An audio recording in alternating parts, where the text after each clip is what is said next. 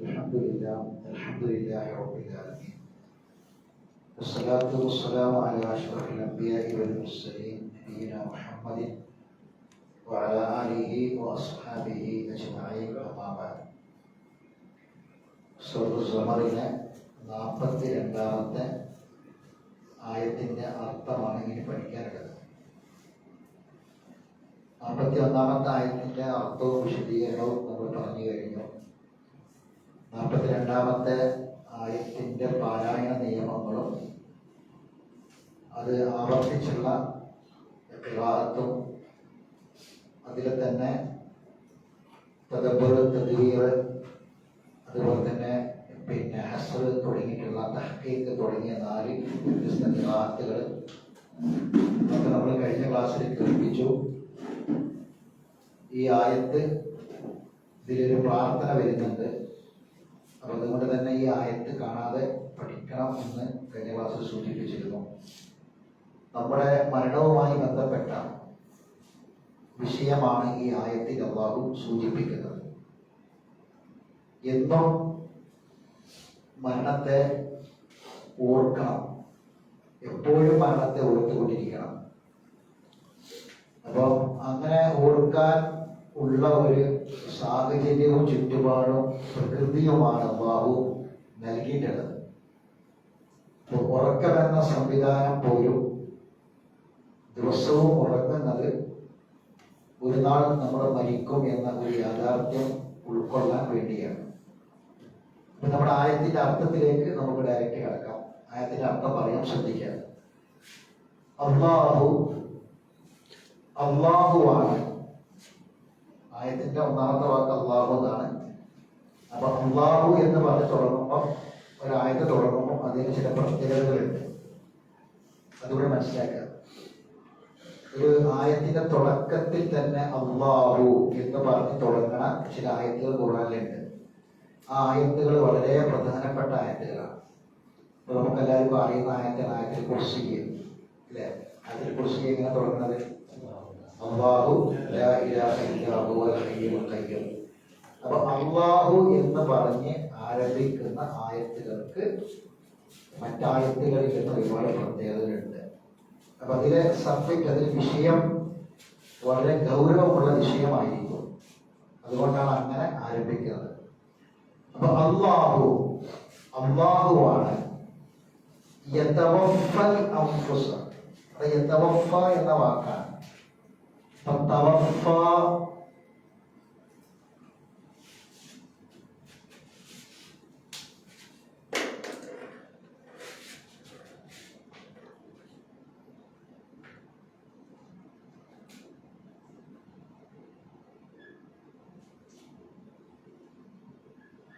തവഫ ഇതിന്റെ മുതാരിയാണ് യതവഫ.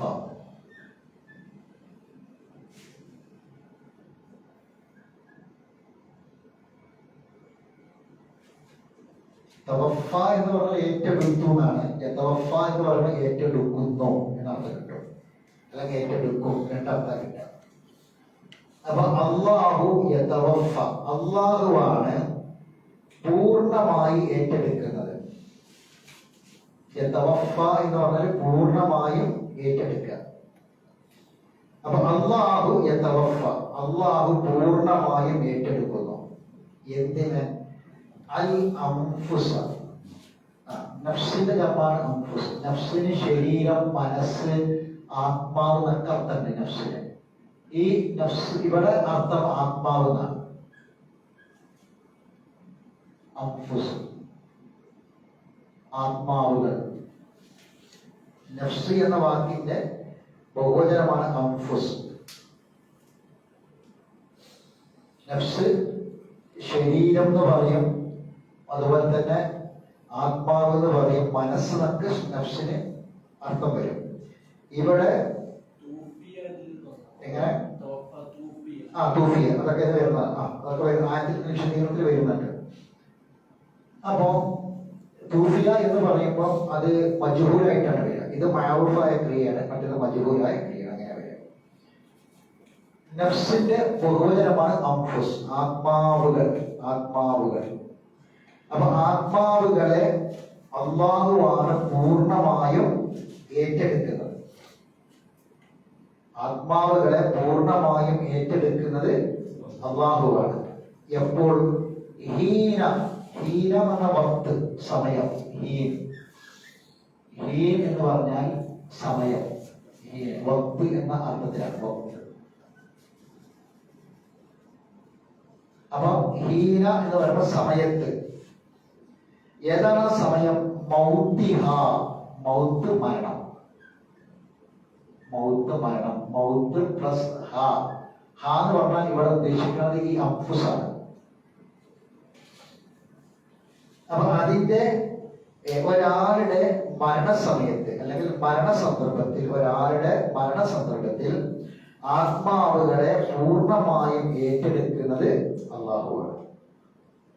ഇവരർത്ഥം പറയാം, അള്ളാഹു യതവഫ, പൂർണ്ണമായും ഏറ്റെടുക്കുന്നു, അൽ അംഫുസ, ആത്മാവുകളെ, ഹീന മൗത്തിഹ, അതിന്റെ മരണവേളയിൽ, മരണസമയത്ത്.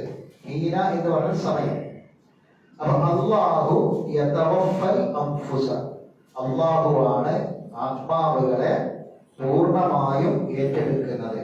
ഹീന മൗത്തിഹ, അതിന്റെ മരണ സമയത്ത്. ഇനി വേറൊരു സമയം കൂടിയുണ്ട് ആത്മാവുകളെ ഏറ്റെടുക്കുന്ന. വല്ലതീ ലം തമുത്. ലം തമുത്, മാത്ത എന്ന് പറഞ്ഞാൽ മരിച്ചു എന്നാണ്. മാത്ത യമൂത്ത്. വല്ലതി, അല്ലതി എന്ന് പറഞ്ഞാൽ യാതൊന്നാണ്. ഇവിടെ വാവും കൂടി ചേരുമ്പോ മറ്റേലേക്ക് ചേർത്തിട്ട്, എന്ന് പറഞ്ഞാൽ മരണവേളയിൽ ആത്മാവിനെ ഏറ്റെടുക്കുന്നു. വല്ലതി ഇല്ലാന്നാണ്. തമുത്, മരിക്കുന്നു. അപ്പൊ എല്ലാം തമ്മിൽ മരിക്കുന്നില്ല. ഇപ്പൊ മരിക്കാത്തവയിൽ നിന്നും, മരിക്കുന്ന സന്ദർഭത്തിൽ ആത്മാവിനെ പൂർണ്ണമായും ഏറ്റെടുക്കുന്നു ആരെ? അല്ലാഹു. എന്നാൽ മരണമല്ലാത്ത ചില സമയത്തുമുണ്ട്. അതെപ്പോഴാ? ഫീ മനാമിഹ. മനാമ് എന്ന് പറഞ്ഞാൽ നൗമ്, ഉറക്കം. മനാമ് എന്ന് പറഞ്ഞാൽ നൗമ്, ഉറക്കം.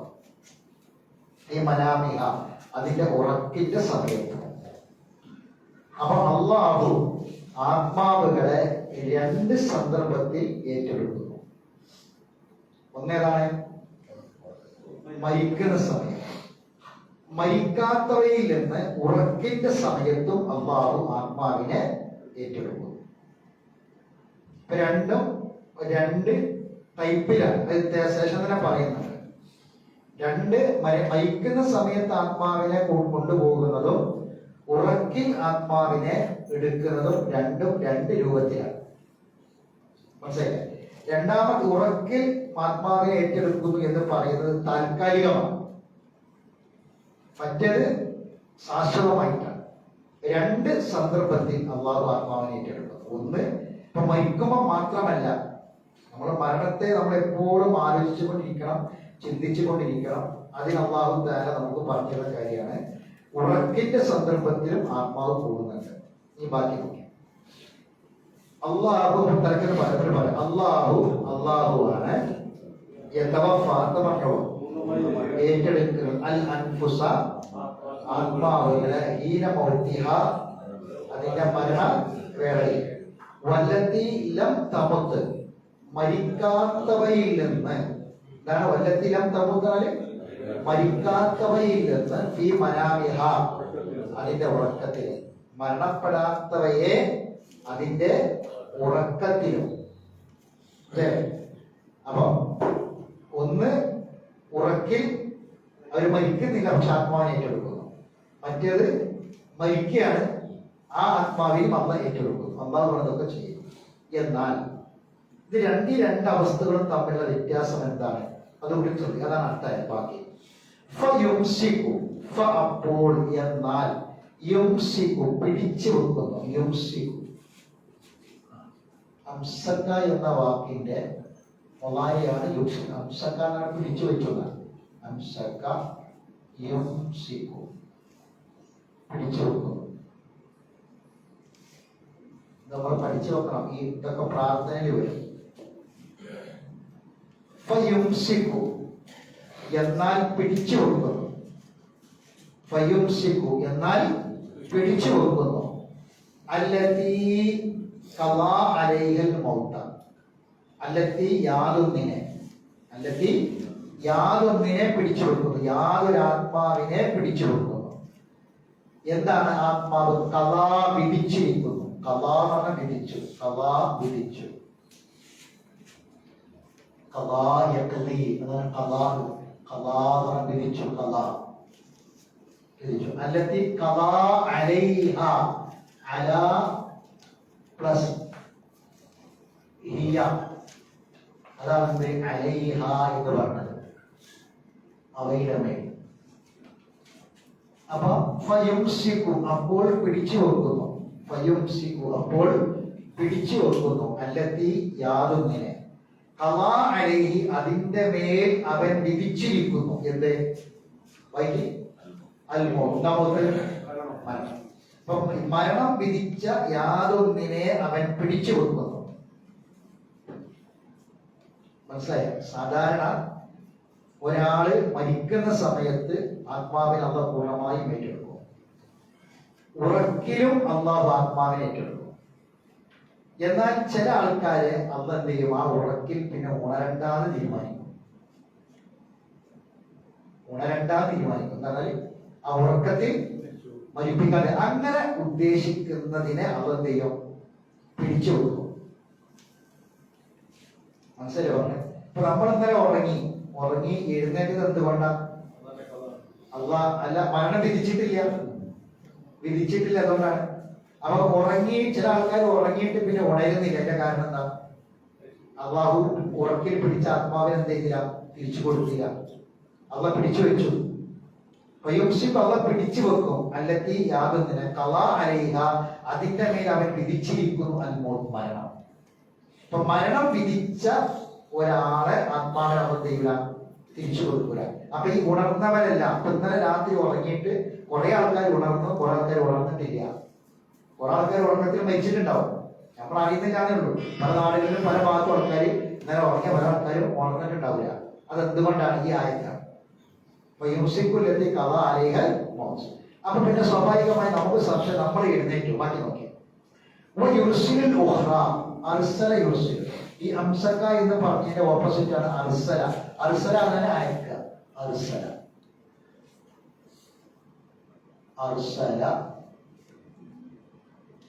യുർസിലു അയക്കുന്നു. യുർസിൽ ഉഖ്റ എന്ന് പറഞ്ഞാൽ ഒരു സംഗതി പറഞ്ഞിട്ട് പിന്നെ മറ്റൊന്നെന്ന് പറയാൻ ഉഖ്റ എന്ന് പറയാം. ഉഖ്റ വയുർസിലു അവൻ അയക്കുന്നു, വിട്ടയക്കാം. വയുർസിൽ ഉഖ്റ എന്ന് പറഞ്ഞ മറ്റുള്ളവയെ, മരണം വിധിക്കാത്തവയെ. മനസ്സിലായോ? അത് ഉറക്കെ എല്ലാ ആത്മാവിനെയും അള്ളാഹ് പിടിച്ചു. എന്നിട്ട് ചിലത് അവൾ പിടിച്ചു കൊടുക്കും. ആ പിടിച്ചു വെച്ചവരൊക്കെ മരിക്കാൻ തീരുമാനിക്കപ്പെട്ടവരാണ്. അതല്ലാത്തവയിലേക്കാണ് ഉഖ്റാന് അതാണ്. അതല്ലാത്തവയിലേക്ക് അവൻ ആത്മാവിനെ വീണ്ടും പറഞ്ഞേക്കും. അപ്പൊ അതുകൊണ്ടാണ് നമ്മൾ എഴുന്നേറ്റത്, നമ്മൾ അതിലാണ് പെട്ടത്. മനസ്സിലായിട്ട? ഒന്ന്, ഒരാൾ മരിക്കുമ്പോൾ പൂർണ്ണമായും ആത്മാവിനെ ആരേറ്റെടുക്കും? അള്ളാഹ് ഏറ്റെടുക്കും. അതല്ലാത്ത ഒരു പണി കൂടിയിട്ട് അത് ഉറക്കില്ല. ആ ഉറക്കിൽ തന്നെ ഏറ്റെടുത്ത ആത്മാവുകളെ ചില ആത്മാവുകൾ അള്ളാഹ് പിടിച്ചു വെക്കും, ഇങ്ങോട്ട് വിടൂല. എന്നാൽ മറ്റു ചില ആത്മാവുകൾ അള്ളാഹ് എന്ത് ചെയ്യും? പറഞ്ഞേക്കും. അതാണ് വയുർസിൽ ഉഖ്റ. ആ ഉഖ്റയിലാണ് ആര് പെട്ടത്? നമ്മളൊക്കെ നിലപ്പെട്ടത്. പക്ഷെ അള്ളാഹ് പറയാണ്, ഈ അയക്കുന്നതും എന്നും അങ്ങനെ അയക്കുന്നു വിചാരിക്കേണ്ട. ഇലാ അജലിൻ മുസമ്മ, ഒരു നിശ്ചിത അവധി വരെ. അജല് പറഞ്ഞാൽ അവധി, അജല് എന്ന് പറഞ്ഞാൽ അവധി. അജല് മുസമ്മ എന്ന് പറഞ്ഞാൽ പേര് വെക്കപ്പെട്ട. ഇസ്മ എന്നുണ്ടെങ്കിൽ മുസമ്മ എന്നാൽ നിശ്ചിതമായ അർത്ഥം. മുസമ്മ ഒരു നിശ്ചിതമായ അവധി വരെ. വയുർസിലുൽ ഉഖ്റ മറ്റുള്ളവയെ അവൻ അയക്കുന്നു. ഇലാ അജലിൻ മുസമ്മ ഒരു നിശ്ചിത അവധി വരെ. അജലിൻ മുസമ്മ, ഒരു നിശ്ചിത അവധിയിലേക്ക് മറ്റുള്ളവയെ അവൻ തിരിച്ചയക്കുന്നു. അപ്പൊ അർത്ഥം പറഞ്ഞു നോക്കുക. അള്ളാഹുവാണ് യതവഫൽ അൻഫുസ, ആത്മാവുകളെ പൂർണ്ണമായും ഏറ്റെടുക്കുന്നത്, ഹീന മൗതിഹ, അതിന്റെ മരണസമയത്ത്, വല്ലത്തി ലം തമുത്ത്, മരണപ്പെടാത്തവയുടെ, വല്ലത്തി ലം തമുത്ത് മരണപ്പെടാത്തവയുടേത്, ഫീ മനാമിഹ, അതിന്റെ ഉറക്കിന്റെ സമയത്ത്, അതിന്റെ ഉറക്കിന്റെ സമയത്ത്. എന്നാൽ ഫയുംസിക്കുല്ലത്തി ഖളാ അലൈഹൽ മൗത്ത്, ഫയുംസിക്കു എന്നാൽ ഹംസക യുംസിക്കു എന്നർത്ഥം, അവയുംസിക്കു പിടിച്ചു വെക്കും, അല്ലത്തി യാതൊന്നിനെ, ഖളാ അലൈഹ അതിന്റെ മേൽ അവൻ വിധിച്ചിരിക്കുന്നു, ഖളാ അലൈഹ അതിന്റെ മേൽ അവൻ വിധിച്ചിരിക്കുന്നു, അൽ മൗത. അപ്പൊ ഫയുംസിക്കുല്ലത്തി ഖളാ അലൈഹൽ മൗത്ത്, മരണം വിധിച്ചവയെ അവൻ പിടിച്ചു വെക്കുന്നു, എന്നർത്ഥം മരണം വിധിച്ചവയെ അവൻ പിടിച്ചു വെക്കുന്നു. വയുർസിലു വിട്ടയക്കുകയും ചെയ്യുന്നു, അവൻ വിട്ടയക്കുകയും ചെയ്യുന്നു. അൽ-ഉഖ്റ മറ്റുള്ളവയെ, അൽ-ഉഖ്റ എന്നാൽ പിടിച്ചു വെക്കാത്തവയെ മറ്റുള്ളവയാണ് ഉഖ്റ എന്ന് പറയാം. മറ്റുള്ളവയെ അവൻ എന്ത് ചെയ്യുന്നു? വിട്ടയക്കുന്നു. ഇലാ അജലിൻ മുസമ്മ, ഒരു നിശ്ചിത അവധി വരെ. ഇലാ അജലിൻ മുസമ്മ എന്ന് പറഞ്ഞാൽ ഒരു നിശ്ചിത അവധി വരെ. ഇന്ന ഫീ ദാലിക, തീർച്ചയായും അതിലുണ്ട്. ഇന്ന പറഞ്ഞാൽ തീർച്ചയായും, ഫീ ദാലിക അതിലുണ്ട്, ദാലിക അത്, ല ആയാത്തിൻ ദൃഷ്ടാന്തം, തീർച്ചയായും അതിൽ ദൃഷ്ടാന്തങ്ങളുണ്ട്. ആർക്ക്? ലി ഖൗമിൻ, ഖൗമാണ് ജനത, ലി ഖൗമിൻ ഒരു ജനതക്ക്. ഏതാണ് ജനത? യതഫക്കറൂൻ ചിന്തിക്കുന്നവരാണ് അവർ. യതഫക്കറൂൻ, തഫക്കറ, യതഫക്കർ, തഫക്കറ, യതഫക്കർ, ലിഖൗമി യതഫക്കറൂൻ ചിന്തിക്കുന്ന ജനതക്കതിൽ ദൃഷ്ടാന്തമുണ്ട്. ഇന്ന തീർച്ചയായും ഫീ ദാലിക അതിലുണ്ട്, ല ആയാത്തിൻ ദൃഷ്ടാന്തങ്ങളുണ്ട്, ലിഖൗമിൻ ഒരു ജനതക്ക്, ഖൗമന ജനത, യതഫക്കറൂൻ അവർ ചിന്തിക്കുന്നവരാണ്, യതഫക്കറൂൻ. അപ്പൊ ചിന്തിക്കുന്ന ജനങ്ങൾക്ക് തഫക്കറ യതഫക്കറു യതഫക്കറൂൻ, യതഫക്കറൂൻ ജമ്മാണെന്ത്? യതഫക്കറൂൻ എന്നത്. ലിഖൗമിൻ യതഫക്കറൂൻ. അപ്പോൾ ഒരുമിച്ച് അർത്ഥം ചെയ്തുകൊള്ളു. ആയത്തിന്റെ അർത്ഥം എഴുതി.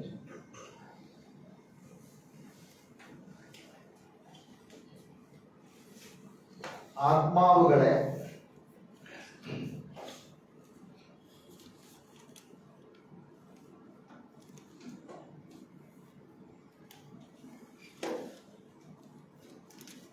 അവയുടെ മരണവേളയിൽ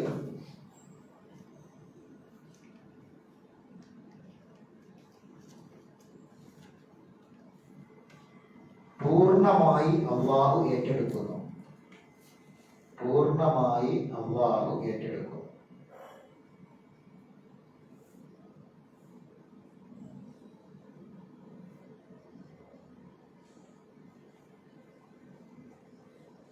മരണപ്പെടാത്തവയെ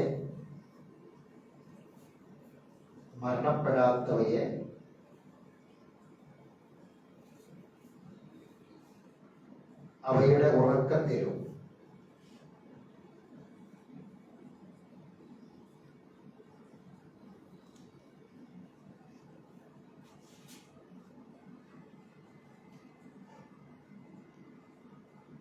എന്നിട്ട് ഏതൊക്കെ ആത്മാവിനെ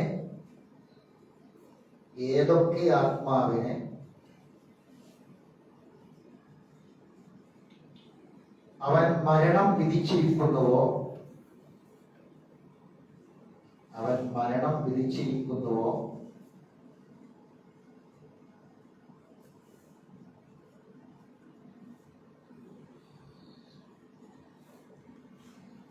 അവയെ അവൻ പിടിച്ചു വെക്കുന്നു.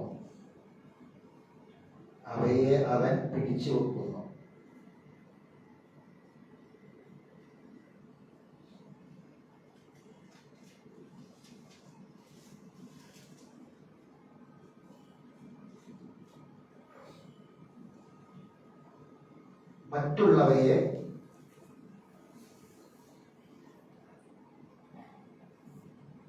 നിശ്ചിതമായ ഒരു അവധി വരെ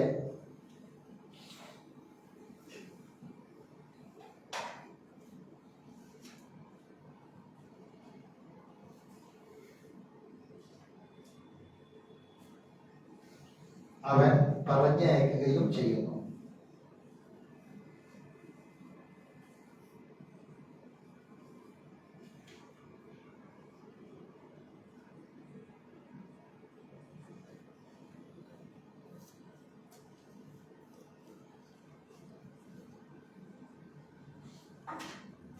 തീർച്ചയായും അതിൽ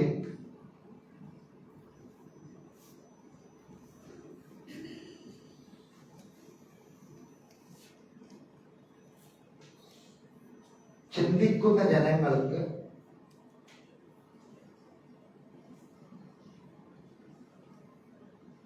ദൃഷ്ടാന്തങ്ങളുണ്ട്.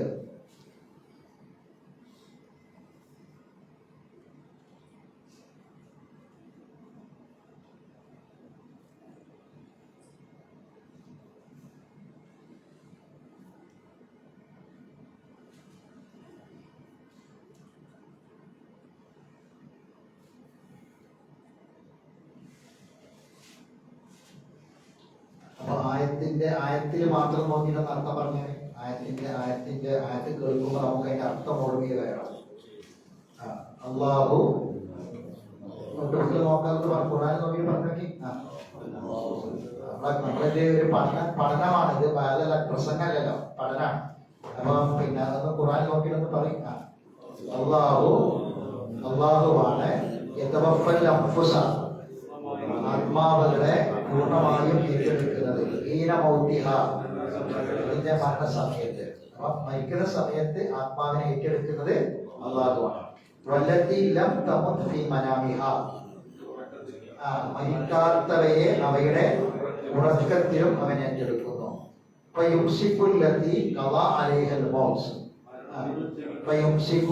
അവൻ പിടിച്ചു വെക്കുന്നു. അതിന്റെ മേൽ അവൻ വിധിച്ചിരിക്കുന്നു അവയെ. അൽ മൗത്ത് മരണം. അപ്പൊ മരണം വിധിച്ചവയെ അവൻ പിടിച്ചു വെക്കുകയും ചെയ്യുന്നു. അവൻ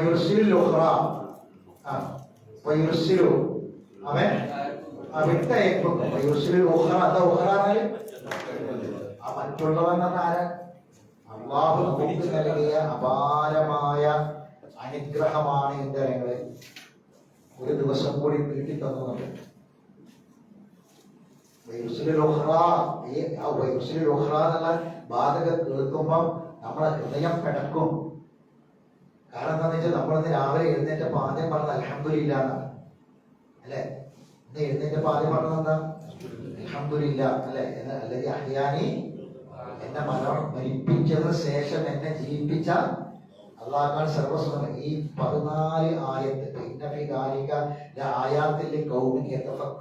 എന്നത് എന്തുകൊണ്ടാണ് ചിന്തിക്കുന്ന ജനങ്ങൾക്ക് ഇതിൽ ദൃഷ്ടാന്തം? ഖുർആൻ 14 ആയത്തുകൾ ഇതിൽ പറയുന്നുണ്ട്. ഈ ആയത്തിൽ 5 പ്രാർത്ഥന വരുന്നുണ്ട്. ഇൻഷാ അല്ലാഹ് കാണാതെ പഠിക്കാനുള്ള 5 പ്രാർത്ഥന ഈ ആയത്തിൽ പഠിക്കാനുണ്ട്. ഒന്നല്ല, 5 പ്രാർത്ഥന വരുന്നുണ്ട് ഈ ആയത്തിൽ. അതിൽ 3 ഖുർആനിൽ തന്നെ വന്ന പ്രാർത്ഥനയാണ്, ബാക്കി 2 ഹദീസുകളിൽ വന്ന പ്രാർത്ഥനയാണ്. നമുക്ക് ഈ ആയത്തിന്റെ വിശദീകരണത്തിൽ പഠിക്കാനുണ്ട്. 5 പ്രാർത്ഥന 14 ആയത്തുകളിൽ അള്ളാഹു ചിന്തിക്കുന്ന ജനങ്ങൾക്ക് ഇതിൽ എന്താ ദൃഷ്ടാന്തം പറയുന്നുണ്ട്. മറ്റുള്ളവയെ അള്ളാഹു നേരെ പറഞ്ഞേക്കുമ്പോ നമുക്കിടയിൽ വാശിയുണ്ട്, പിന്നെ പ്രശ്നങ്ങളുണ്ട്. ഒരാൾക്ക് പൊരുത്തപ്പെട്ടു കൊടുക്കാൻ തയ്യാറല്ല, മാപ്പ് കൊടുക്കാൻ തയ്യാറല്ല, വിട്ടുവീഴ്ച ചെയ്യാൻ തയ്യാറല്ല.